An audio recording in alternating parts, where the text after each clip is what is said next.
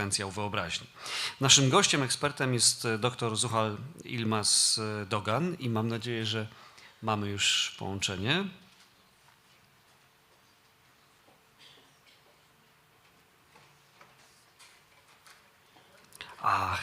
Myślałem, I was almost sure it's going to be remote, so I was looking at the screen. Yeah, sure. Yeah. Okay, thank you for. I think you did wonderful presentation. I try to understand. Thank you. And yeah, the microphone is yours. Either this one or this one. Okay. Can I take this one? Okay, thank you. The stage is yours. Thanks. Hello, this is Zuhal from Turkey. And it's a great pleasure to be here. And I see some, the familiar faces. And yeah,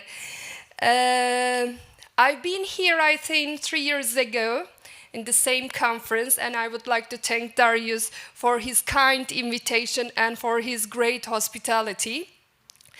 And today I'm going to present one of the projects. It's the K2 projects and with the big scale one.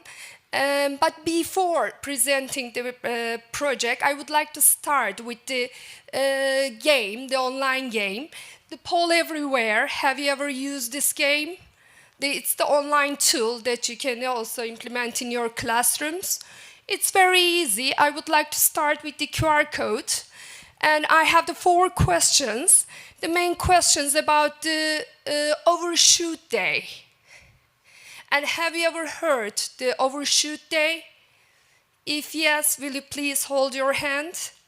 Yes, Bartek, thank you. And any others? And yeah, Darius. Yes, the questions about it, just we will check what you know, and then you can guess the answers for these questions. I have 4 questions. Can we start with the first slide? Next, please. Yeah. And the first question is about what is Earth overshoot day, how we determine it. And the second one, okay, next slide, please. Which of the following countries has the earliest overshoot day in 2023, because we can calculate the previous year. And third question, can we see? Sorry. Can you also proceed it? If you have any problem. Okay, I'm getting the answers at the same time. Okay. And then next slide, please. Another question. What is the main reason for some countries reaching overshoot day earliest? And the final one is, I think must be about the Poland. Next slide. Yes, do you know the date of overshoot day for Poland? Okay, I get the answers, but I can't reflect it because we have the problem with the connection, and that's why we couldn't reflect on the screen. Now I'm going to share the answers, but I think when you did the voting, you will see the results also. I think all finished because I get the answers. Still waiting. Yeah, the third and the fourth questions. Still people are waiting. Okay, I can wait a couple of minutes.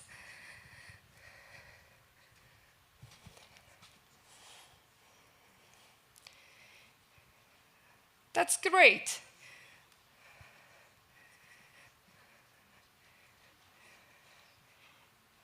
$18 people joined. Now I can see just the result of the 18 people.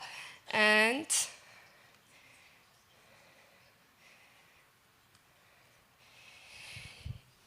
shall we start with can we go back and start the first slide to give the answers? Sorry. Yes, this is the first question. Okay, how we calculate and determine the Earth overshoot day? And the answer is, we are estimating the day when human demand for ecological resources exceeding the Earth's capacity. So but the per country, it's calculated. For example, for Poland, for Turkey, first they define the capacity of this country, then calculating the ecological resources, and then how much you and how many ecological resources you spend from it, they calculate it, then they define the date, okay? And some of the countries finish their ecological resources previous the end of the year. Some of them use efficiently their ecological resources. And the second question, the next slide, which of the following countries has the earliest overshoot day? Which of the countries? Can you guess? Can you tell me? Just your guesses that you click on. Sorry? United States, maybe, yeah. What else? China. Sorry? Luxembourg. The small, very small country. Is it possible to... And any guesses? India, somebody said, yeah. Okay. And Luxembourg and Qatar. Yes, the smallest country expires and finishes all ecological resources before the end of the year. It's strange. Can you try to find the answer why? I'm going to give you the answer. And the final one, do you know, the next slide please, what is the main reason? We said the Qatar and the Luxembourg, yes, they early finish, nearly they finish all resources in the beginning of the year, in February. And why? What can be the reason? High population, reliance on fossil fuels, or limited access to energy sources? Which of can be? Luxembourg and Qatar. Please think about these countries. They are finishing the earliest one. What can be the main reason? Fossil fuels, yes. Reliance on fossil fuels and also high energy consumption. For the Qatar, it's very clear because they have a huge market, the big market, and they are providing the most of the fossil fuels to the earth. And what about the Luxembourg? What can be the reason? Because cross-border commuters, the people, they don't live, they are not residing in Luxembourg. They are living in different countries, but always they are using as the cross-borders. And because of it, carbon emissions, high carbon emissions, and then it increases their ecological footprint. Yes, they get the money maybe, they earn a lot, but at the same time, it also accentuates their ecological resources and the footprint. And the final question, can we go? Next slide. Do you know the date of overshoot day for Poland? Poland's overshoot day. Which one did you choose? 2nd of May. Yeah, what else? Any guesses? 11th of September, yes. You're very optimistic. And any guesses? May. Most of you, okay, I heard May. Yes, 2nd of May is the overshoot day for Poland. So maybe the half of the year you finish your resources. And I want to show the countries' overshoot days. Can you, next slide please? Okay. Each year they calculate the overshoot days for the countries, but of course the data is taken from the previous year. Okay, and this is the calculation of the 2023. Then they share in 2024. And as you see, Luxembourg Actually, it was the 14th of February, so it's not only the Valentine Day for Luxembourg, it was also the overshoot day. Last year, they also used like this to emphasize the finishing the resources. And Qatar, as you see, and the third one, United Arab Emirates, United States, Canada, and Denmark. And I checked for the Turkey. Turkey must be, I think, July. And maybe this one, the new one. And I couldn't see. Even the Poland, I couldn't see, I couldn't find in this graphic. Actually, for Turkey, should be the 2nd of July. So, yeah, as you see, all countries, the overshoot days. Why did I show this? To show the urgency of these topics. The ladies from the Code for Green, they emphasize it, and they said, really, urgency. The topic is very hot topic, and always we have to focus on it. And whatever we have to do, and we should first focus on how to protect our ecological resources, how to improve the green skills of our learners. Of course, they will use the technology, they will use all the digital things, they should learn it. But while they are doing it, how they can integrate with their green skills. And this is very crucial. That's why all the project and the EU give, millions of euros to support these projects. And once we had the idea about it, of course it's funded, but you have to find something innovative. And actually the Climate Bridge, next slide please. Today I'm going to share one of our projects. Actually, as Doğa Schools, the next slide, we have already shared the date of it. Thank you. The next slide. Or another presentation because we are not connected.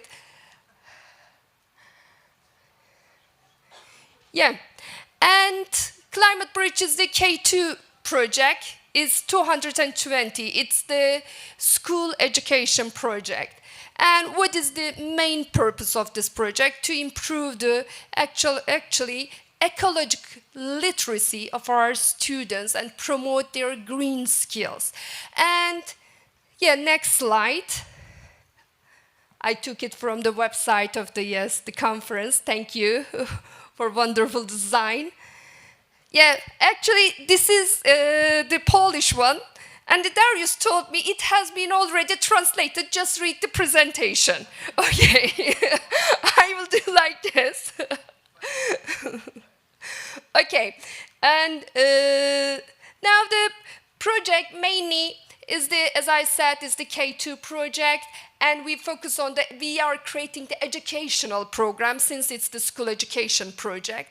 And and then we also focus on the physical space and the organizational culture to create a holistic program, the educational content. And what we do, next slide, please. And these are our objectives. I can't understand from here, sorry, just to see the order of it. We try to raise the awareness of our European citizens about the environment and also empowering our students and teachers, school leaders, and providing information about the climate, health, and environment education, and also developing their critical thinking. Actually, in this next slide, please, in this project, we mainly, because we have the 6 partners, these are our partners from the coordinators from the Greece and Spain. We have the partners from the Cyprus and also Lithuania and Turkey. And apart from this, we have the partner from Italy. But when I see I understood the Hispania, not the rest. If I didn't know the name of the country, it's okay. And the Cyprus is, yes, easy to understand. And these are our partners, and in our consortium, all partners make the contribution to the project. And next slide, please. And these are the results of the project. As you know, all projects, and you have to create the outputs to make the visible of your projects and to make use of it by your target groups. And the first result is our materials for the education and the handbook, eco-training handbook. And we have, as you see, the 4 modules, and each partner took the responsibility to create these content of the modules. And this is the Climate Action Learner Handbook, we call it. And in each module, we have the different topics. For example, if we start with the climate change and the zero waste, adaptation, mitigation, these are the topics that we created our modules. And in these modules, what you can find the readings about these topics, and also some tasks and the scenarios, and also good examples and the best practices, we call it. And the next slide, please. And we have also the open batch for climate change education. And we try to, in this open batch, again, we created by the partners. And in this, will you please click on the link I want to show from online from our website? Yeah. These games and the contents mostly used in our workshops, and in these games, and then actually they are connected with our modules and the topics that we also created in our modules. And in each workshops, actually the workshops held with the teachers and the students each country, and then all these activities are tested with our students and the teachers. Can you sorry, is it possible to click on it?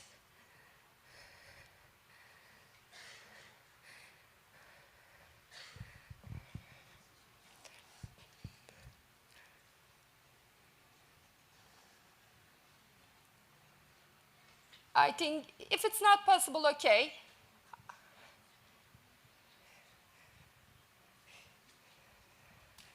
Actually, it should show the separate page.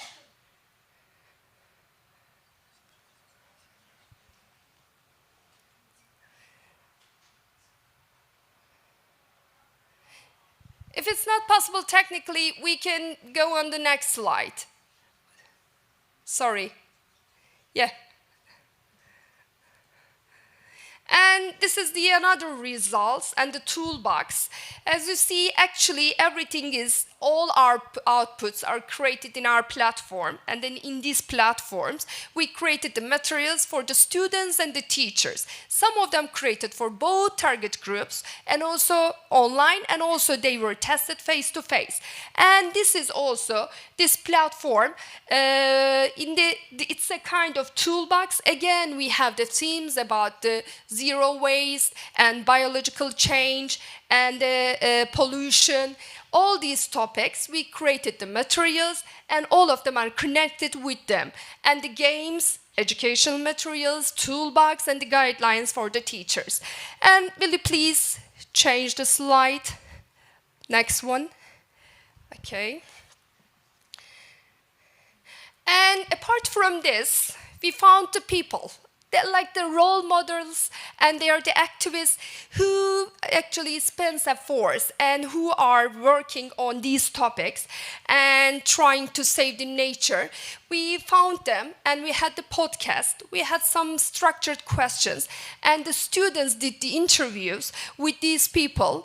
Actually, we used these videos to be inspired, because the students and the teachers, they have lots of questions in their minds, and then all countries prepared these videos, because actually it's a good idea to compare, the regulations, the strategies, the policies in each country for the waste materials, for pollution, for energy, for clean energy. We did this podcast and we posed the questions, actually the interviews done by our students. The next slide, please. It's also about this.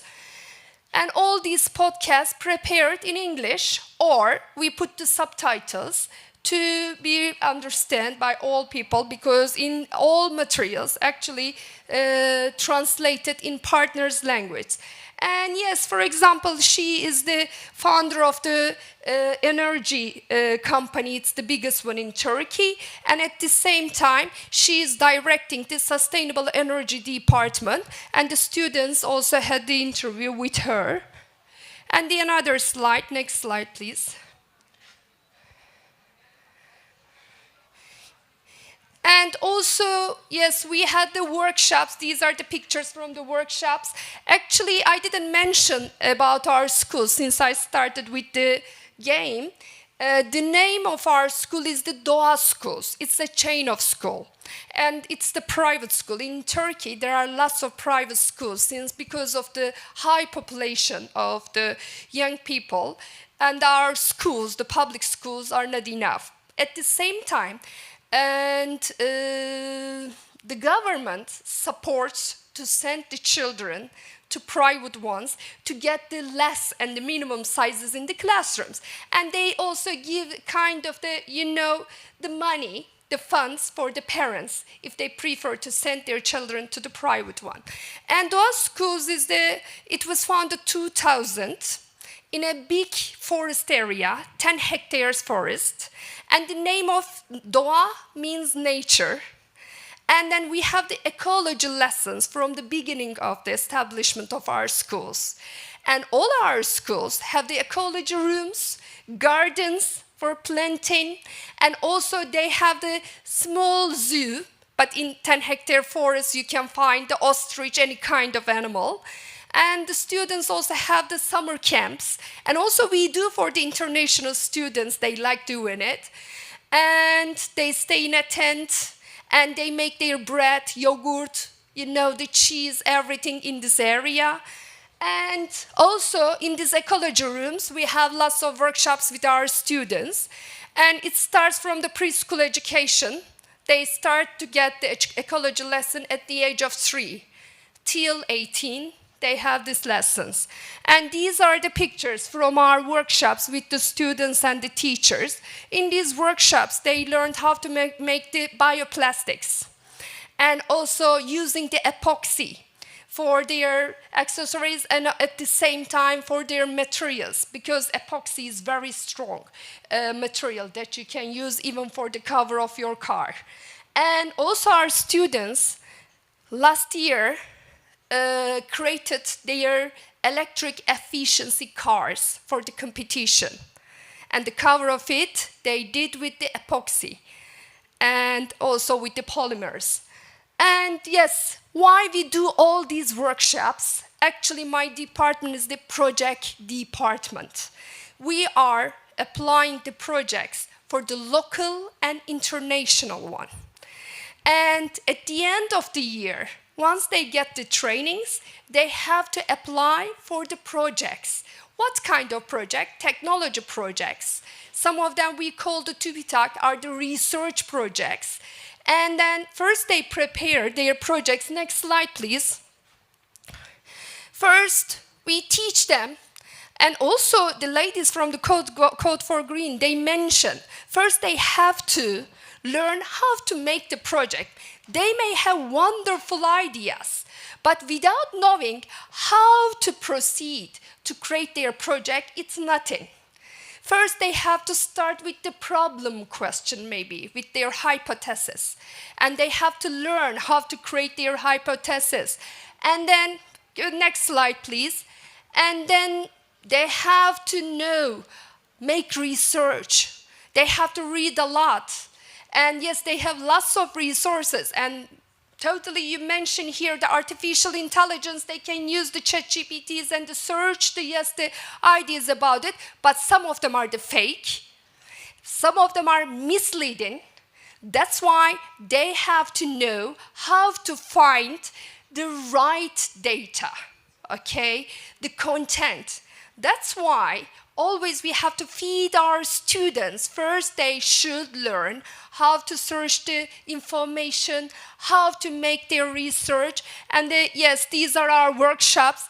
all the workshops, we start with our students finding the problem questions, doing the literature review, and how to make the citations. These are the actually and the ethics of the academic research. We also teach our students, and then we teach them to how to define your methodology. It's also very crucial. And if they apply for the competitions, always these parts are reviewed in their papers. Will you please go next slide? Yes, in our last workshops, we did our students, and then they created the projects. They prepared their posters, first with the ideas, and then we have also the steering committee review them, give them feedback. The students also, the next slide, we also mention about it. You can go this slide, because it's nearly, yeah. Yes, the students prepare their projects and they present. We have the camps, 2 camps, being eco-leader camps. The first one we did in Italy, in Lecce, and with the students from Italy, Greece, and also from Lithuania, and they came together, and Italy, sorry, it was in also Lecce, there were the Italian students.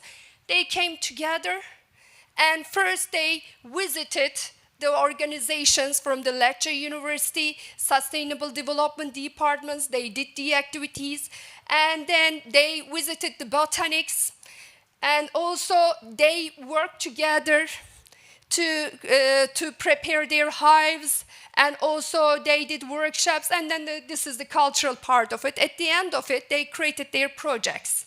And these are the international ideas. They incubate here. Then when they return to their countries, they also prepare their projects. The next one, please. This is the Lithuania. They were in end of January. Our students, Lithuanian and also Italian, the Greek students, they came together in Lithuania. They had the workshops again, and they created their projects together with another project created together and with their peers. And the last one, I think, next one, please. And these are the project ideas they always create. They start with the problem question, and they prepare their introduction. This is just a poster, the small one. They prepare nearly 20 pages for the submissions. And this is their methodology. For example, one of is about the seismo energy. And another one is the overshoot day, defining, they created the mobile application. And this is the waste separator the students created in the schools. Now they are using it. And also at the same time, these projects are submitted to contest, to BITAG and technology. And the next slide, there should be more. And it is from the Cyprus coastal erosion. And the another one is the synthetic color plus. We have how many projects? Each year students create at least 120, sometimes 200 projects. Our students did it. And then we review them. We give them feedback. Then after they make the revision, after the revisions, they apply to the contest. And this year, maybe 50 students will be in the exhibitions. They will compete with the others. And then, if they are the finalists, these are the national contests, and they go on. Some of them get the patents for their projects, and they make it bigger. It's very crucial. Of course, doing this kind of project is not possible with all students, but as much as we can, we try to touch the students to create their projects at schools, in competitions, anywhere they can create it. And they can utilize it to get a better impact, to disseminate their ideas. But for last 4 years, most of our projects about the climate, about the environment, and the saving our ecological resources, since we are Doğa, it became our mission. And these are also our good practices from our school. And the next slide, thank you for your patience. Thank you for listening me. Mostly I read them, I try to, but I'm not good at reading, I'm sorry. And the last part, maybe the English. And I hope we can contact with each other. And here you can find my, sorry, I forgot. But if you would like to reach me, I can share my mail address, and Darius has already my mail address and the contact address.